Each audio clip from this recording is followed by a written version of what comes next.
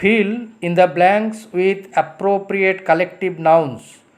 এ B C D E F 6টি উদাহরণ দেওয়া আছে এবং নিচে হেল্প বক্সে 6টি কালেকটিভ নাউন দেওয়া আছে। সঠিক কালেকটিভ নাউনটি বেছে নিয়ে শূন্যস্থান পূরণ করতে হবে। এতে আছে এ ড্যাশ অফ গ্রেপস। এক ড্যাশ অফ গ্রেপস বলতে এক গোছা। এখানে গোছা বলতে কি তাহলে বাঞ্চ, BUNCH। তাহলে উত্তর হলো এ বাঞ্চ। আচ্ছা, দ্বিতীয়টা বলা হয়েছে এ ড্যাশ অফ বার্ডস, মানে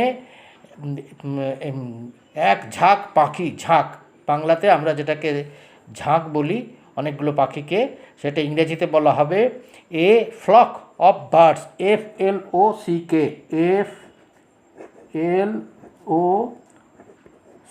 flock of birds. A dash of students, এক দল ছাত্র। তাহলে এখানে হবে a batch of students, a batch, ABATCH, batch of students. A dash of cows, এক পাল গরু। তাহলে কি হবে এখানে a herd of cows, HERD। তারপর এটা আছে ড্যাশ অফ উলভস, মানে নেকড়ে, এক পাল নেকড়ে। এ প্যাক অফ উলভস, মানে PA।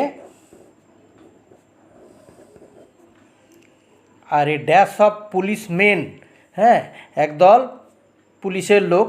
হ্যাঁ, তাহলে সেটা কি হবে a group of policemen, GRO,